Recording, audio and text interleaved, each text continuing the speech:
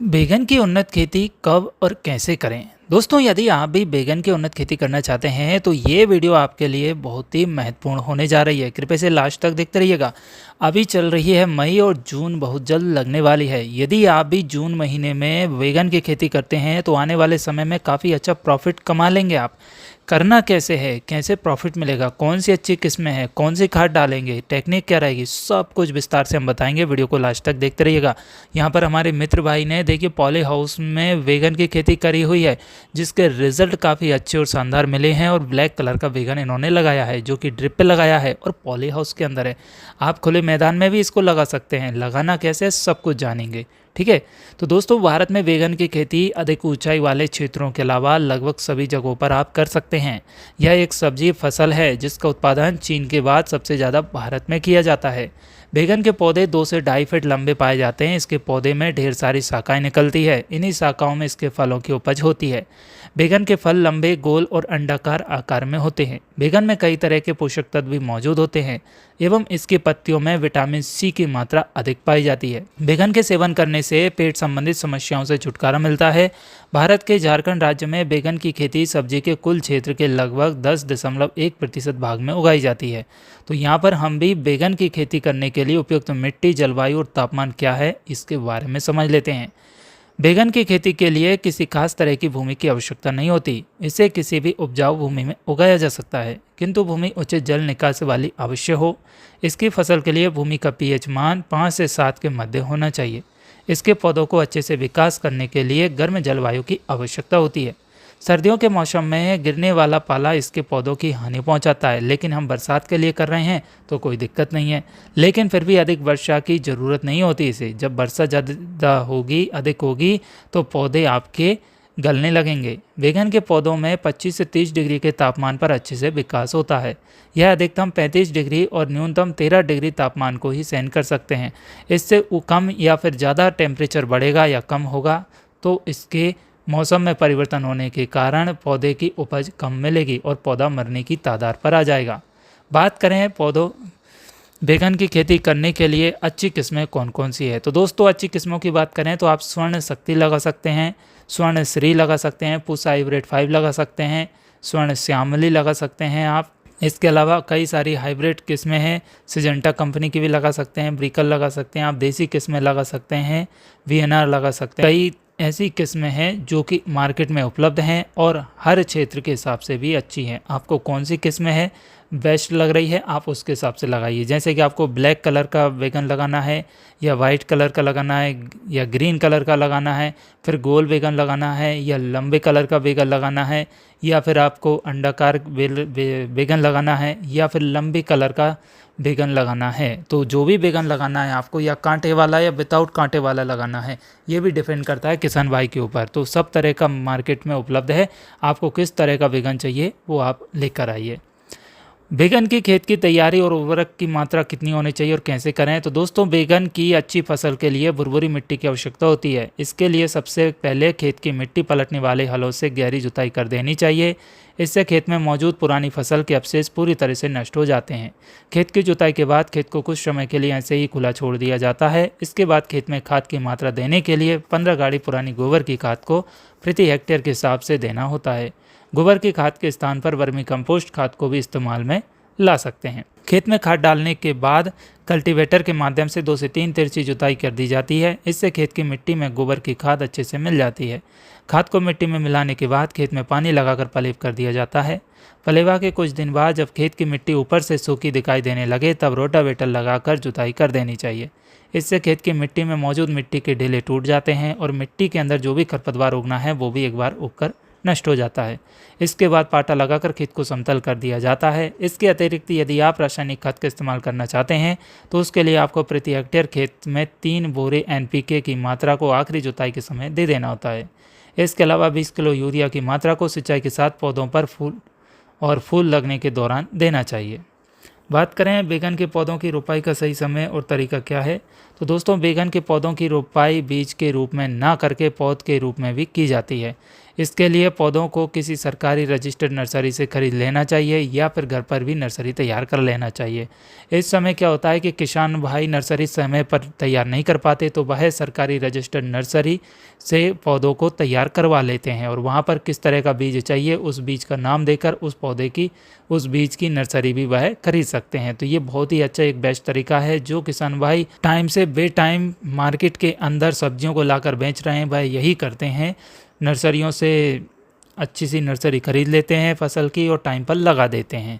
तो ये भी एक अच्छा तरीका है दोस्तों। इसके बाद आप पौधे आप खरीद ही लेंगे या फिर आप घर पर तैयार कर ही लेंगे।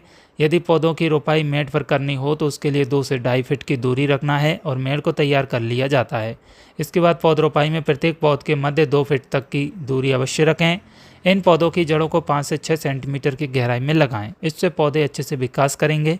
पौधों को लगाने के लिए शाम का समय अधिक उचित माना जाता है। सुबह के समय ना लगाएं, अभी गर्मियों का सीजन चल रहा है। सुबह लगाएंगे तो शाम तक पौधा आपका नष्ट हो जाएगा, इसीलिए शाम के समय लगाएं। फिर सिंचाई कर दें। रात भर में पौधा आपका कड़क होकर अगले दिन अच्छे से ग्रोथ करना चालू कर देगा। फिर बैगन के पौधों की सिंचाई कब कब करनी चाहिए? तो बैगन के पौधों को अधिक सिंचाई की आवश्यकता होती है। इसके पौधों की पहली सिंचाई पौध रोपाई के तुरंत बाद कर देनी चाहिए। फिर गर्मियों के मौसम में इसके पौधों को 3 से 4 दिन के अंतराल पर सिंचाई करना चाहिए। वहीं बरसात के मौसम में तो फिर सिंचाई की आवश्यकता पड़ेगी नहीं, क्योंकि बरसात में बारिश होती रहती है। इसके पौधों को बारिश के मौसम में कम सिंचाई की आवश्यकता होती है। यदि आपकी क्यारियों में या फिर बेड पर पानी भरा रहता है, पानी निकासी नहीं है, तो वहाँ पर पौधा आपके मरने की संभावना हो जाती है। तो इन बातों का विशेषकर ध्यान रहे, पानी की निकासी अवश्य करें। बैगन के पौधों में खरपतवार नियंत्रण कैसे करना है? तो दोस्तों बैगन के पौधों में खरपतवार नियंत्रण के लिए प्राकृतिक विधि का इस्तेमाल कर निराई गुड़ाई की जाती है। इसके पौधे भूमि की सतह से कम ऊंचाई पर होते हैं, जिससे पौधों को खरपतवार नियंत्रण की अधिक जरूरत होती है। बैगन के पौधों में 3 से 4 गुड़ाई की आवश्यकता होती है। इसकी पहली गुड़ाई को पौध रोपाई के 15 से 20 दिन बाद करना चाहिए। इसके बाद बाकी की गुड़ाई 15 दिन के अंतराल पर की जाती है जरूरत के अनुसार। हम बात करें बैगन के पौधों में लगने वाले रोग एवं उनकी रोकथाम की, तो दोस्तों बैगन के पौधों में कई तरह के रोग देखने को मिलते हैं जिनके बचाव हम आसानी से कर सकते हैं, जैसे कि हरा तेला कीट। हरा तेला रोग पौधों की पत्तियों पर आक्रमण कर उन्हें हानि पहुंचाता है। यह कीट रोग पौधों की पत्तियों का पूरा रस चूस लेते हैं, जिससे पौधा नष्ट हो जाता है। इस रोग से प्रभावित होने पर आरंभ में पौधा भूरे रंग का दिखाई देने लगता है। इसके उपाय के लिए आप मोनोक्रोटोफास, फॉस्फेमिडोन या कार्बेरिल की उचित मात्रा का घोल बनाकर पौधों पर छिड़काव करने से इस रोग की रोकथाम हो सकती है। फिर फल छेदक या तना छेदक। फल छेदक रोग का लार्वा फलों को अंदर से खाकर हानि पहुंचाता है। इससे फल पूरी तरह से नष्ट हो जाता है। यह लार्वा पौधों के तनों को खा लेता है, जिससे पौधे की शाखाएं सूखकर मुरझा जाती है। इस रोग की या कीट के उपाय के लिए आप साइपरमेथ्रिन की उचित मात्रा का छिड़काव पौधों पर कर सकते हैं। इसके अलावा झुलसा रोग आता है। तो झुलसा रोग अक्सर मौसम परिवर्तन के दौरान पौधों पर देखने को मिलता है। इस रोग से प्रभावित होने पर पौधे की पत्तियों पर पीले और भूरे रंग के धब्बे दिखाई देने लगते हैं। झुलसा रोग का प्रकोप बढ़ने पर पत्तियां धीरे धीरे सिकुड़कर सूख जाती है, जिससे पौधा प्रकाश संश्लेषण नहीं कर पाता और पौधा वृद्धि करना बंद कर देता है। तो ऐसी कंडीशन में पौधा हमारा मर जाता है। तो इस समस्या से बचने के लिए आप मैनकोजेब या जाइनेव की उचित मात्रा का छिड़काव पौधों पर कर सकते हैं। इसके अतिरिक्त भी कई रोग हैं जो पौधों को हानि पहुंचाकर पैदावार को प्रभावित करते हैं। तो उसके लिए आप जैसे अर्धगलन, फोमोसिप्स ब्लाइट, छोटी पत्ती रोग ये हैं, तो उसके लिए भी आप मैनकोजेब या जाइनेव का उपाय ले सकते हैं। बात करें बैगन के फलों की तोड़ाई और पैदावार और लाभ की, तो दोस्तों किस्मों के आधार पर बैगन के पौधे रोपाई के तकरीबन 50 से 70 दिन बाद पैदावार देना आरंभ कर देते हैं। जब इसके पौधों में लगने वाले फलों का रंग आकर्षक दिखाई देने लगे तब उनकी तोड़ाई कर लेनी चाहिए। फलों की तोड़ाई शाम के समय करना उपयुक्त माना जाता है। बैगन की उन्नत किस्मों के आधार पर 200 से 600 कुंटल की पैदावार प्रति हेक्टेयर के हिसाब से प्राप्त हो जाती है। बैगन का बाजारी भाव 10 रुपये प्रति किलो होता है, जिससे किसान भाई बैगन की एक बार की फसल से 2 लाख रुपए तक की कमाई कर सकते हैं। ये काफ़ी सही तरीका भी है, जिसमें आपका फसल में रोग नहीं लगा है, फसल में कीट नहीं लगा है, फसल अच्छे से बनी है और मार्केट में यदि भाव काफ़ी अच्छा मिल गया है तो फिर आपकी ये कमाई काफ़ी अच्छी हो जाती है और लाखों में ही प्रॉफिट देखने को मिलेगा। डिपेंड करेगा किसान भाइयों के ऊपर कि भाई किस तरीके से केयर कर रहे हैं। यहाँ पर वीडियो में देख रहे हैं आप हमारे भाई ने कितनी अच्छी तरीके से केयर की है और उपज भी काफ़ी अच्छी से मिल रही है। देखो, जितना शक्कर जैसे चाय रहती है उसमें जितना गुड़ डालते हैं उतनी ही मीठी होती है, ठीक उसी प्रकार खेती में जितनी अच्छी मेहनत करेंगे, जितनी अच्छी टेक्नोलॉजी का इस्तेमाल करेंगे, उतनी अच्छी उपज मिलेगी और उतना ही फ़ायदा होगा। अब ये नहीं कि हम इसमें गधा हमाली कर रहे हो या फिर हार्ड वर्क ज़्यादा कर रहे हो, ऐसा नहीं है, स्मार्ट वर्क भी करना पड़ेगा। अब देखो, बैगन की खेती क्यारियों में भी कर सकते हैं। यहाँ पर भाई ने पॉली हाउस के अंदर की है, मल्चिंग लगा दी, ड्रिप लगा दी, तो काफ़ी अच्छे से आपको फसल भी दिखाई दे रही है, उपज भी काफ़ी अच्छी मिल रही है, सब कुछ आपकी आंखों के सामने है। तो वैसे ही हम जितनी अच्छी टेक्नोलॉजी का इस्तेमाल करेंगे उतना ही हमारे लिए प्रॉफिट मिलेगा, साथ में बीज भी अच्छा होना चाहिए। उम्मीद है वीडियो में दी गई जानकारी आपके लिए पसंद आई होगी। वीडियो कैसी लगी एक बार लाइक करें। आप किस तरह की जानकारी प्राप्त करना चाहते हैं हमें कमेंट जरूर करें, और कौन सी फसल आप लगाना चाहते हैं या लगा रहे हैं, जिसमें क्या समस्या चल रही है वो भी आप कमेंट कर सकते हैं। और वीडियो को ज़्यादा से ज़्यादा किसान भाई के साथ शेयर कीजिए ताकि भाई भी इसी तरह के काम की जानकारी प्राप्त कर सके खेती किसानी से संबंधित।